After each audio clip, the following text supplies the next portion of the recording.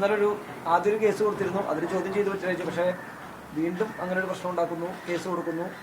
ഷാജഹാൻ കസ്റ്റഡിയിലായിരിക്കുകയാണ്. അപ്പോൾ ഇതൊരു പാഠമാണോ എല്ലാവർക്കും? ധാരാളം പാഠങ്ങളും പഠനങ്ങളും ഒക്കെ ആയിട്ടാണല്ലോ ജീവിതം മുന്നോട്ട് പോകുന്നത്. അപ്പോൾ ഏതായാലും നമ്മളൊക്കെ ജീവിതത്തോട് ഫൈറ്റ് ചെയ്യുന്നു, നമ്മുടെ നേരായ വഴിക്ക് പോകുന്നു.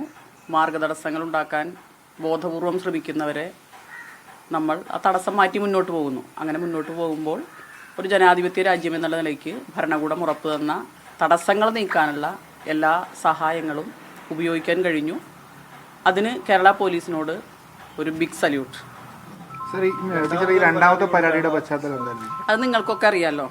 പരാതി കൊടുക്കുന്നത് പരാതിക്ക് കാരണമായ സംഭവങ്ങൾ തുടർന്നും ഉണ്ടാകുന്നു, നിയമവ്യവസ്ഥയെ വെല്ലുവിളിക്കാൻ ശ്രമിക്കുന്നു എന്നുള്ളത് കൊണ്ട് തന്നെയാണ്. നിലവിൽ കൂടുതൽ പ്രതി ചേർക്കപ്പെടുന്ന അങ്ങനെ വിവരങ്ങളൊക്കെ കൊടുത്തിട്ടുണ്ടോ? ഈ അടുത്ത ഓരോ ദിവസങ്ങളിലും കോൺഗ്രസ് പ്രവർത്തകരുടെയൊക്കെ പേര് പറഞ്ഞു വെക്കുന്നുണ്ട്, മെയിലായി പരാതി കൊടുക്കുന്നുണ്ട്. അല്ല, നമുക്ക് ഇപ്പോൾ എന്താ പറയുക, ഹരിത കേരള ക്യാമ്പയിൻ നിങ്ങൾക്കറിയാമല്ലോ.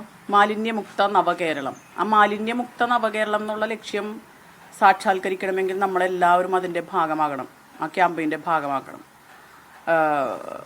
നമ്മൾ പുറത്തേക്ക് വലിച്ചെറിയുന്ന ദുർഗന്ധങ്ങൾ, ആ ദുർഗന്ധങ്ങൾ നമുക്ക് ദുർഗന്ധരഹിതമായി സമൂഹത്തിൽ ജീവിക്കണമെങ്കിൽ അതിനെ ഒന്ന് നമ്മൾ എറിയാതിരിക്കണം. മറ്റൊന്ന്, എറിയുന്നവരെ കണ്ടാൽ അവരെ തിരുത്തിക്കാൻ നമുക്ക് ഓരോരുത്തർക്കും ഉത്തരവാദിത്വമുണ്ട്. അപ്പോൾ ആ ക്യാമ്പയിൻ മുന്നോട്ട് പോവുക, അതിന് ശക്തമായി പ്രതികരിക്കാൻ കഴിവുള്ളൊരു ഗവൺമെൻറ് ഉണ്ട് എന്ന ഉറച്ച വിശ്വാസം ഞാൻ ആദ്യമേ നിങ്ങളോട് പറഞ്ഞിരുന്നു. അതുമായി മുന്നോട്ട് പോകുന്നു.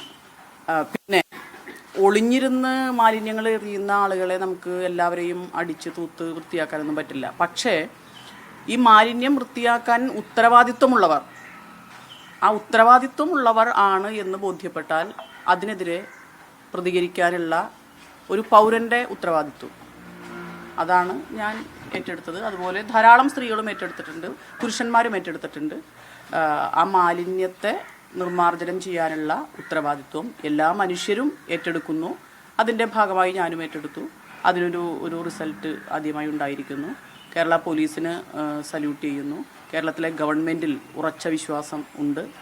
അതുമായി മുന്നോട്ട് പോകും. ഈ അറസ്റ്റ് ചെയ്ത ശേഷവും ഷാജഹാൻ പറഞ്ഞത് ഇനി കുറേ കാര്യങ്ങൾ പറയാനുണ്ട്, ഇനി ഇത് തുടരുമെന്നാണ്. അതായത് ഈ അധിക്ഷേപം തുടരുമെന്ന സൂചന തന്നെയാണ്. അതെ, അതിപ്പോൾ അത് അദ്ദേഹത്തോട് ചോദിക്കണം. അദ്ദേഹത്തിൻ്റെ മനസ്സിലുള്ളത് എന്താണെന്നോ അതൊന്നും എനിക്കറിയില്ല. അത് നിങ്ങൾ പുള്ളിയോട് ചോദിക്കും.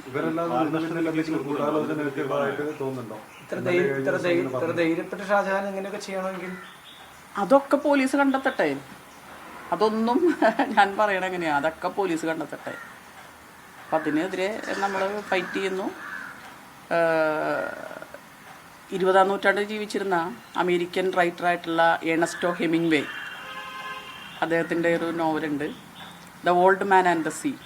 82 ദിവസം നടുക്കടലിൽ ഒരു മീനെ പോലും കിട്ടാതെ മാനസികമായി പ്രയാസപ്പെട്ട് ഇരുന്ന സമയത്താണ് വലിയൊരു മീൻ തന്നെയും കുത്തിവലിച്ചുകൊണ്ട്, തൻ്റെ ചൂണ്ടയെയും കുത്തിവലിച്ചുകൊണ്ട് സമുദ്രത്തിൻ്റെ അഗാധതകളിലേക്ക്, ആഴങ്ങളിലേക്ക് കൊണ്ടുപോകാൻ തക്ക വിധത്തിൽ വലിച്ചുകൊണ്ട് പോകുന്നത്.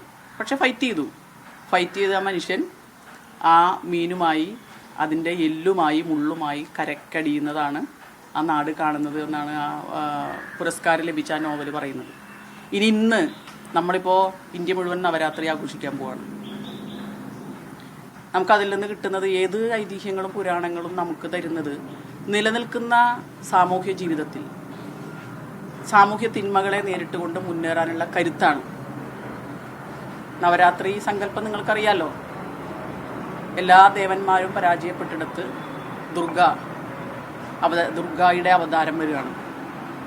ആ നിഷ്ഠൂരനായ അസുരനെ നിഗ്രഹിക്കുന്ന, തിന്മയെ നിഗ്രഹിക്കുന്ന നവരാത്രിയുടെ മഹോത്സവത്തിൻ്റെ എല്ലാവിധ ആശംസകളും നൽകുന്നു.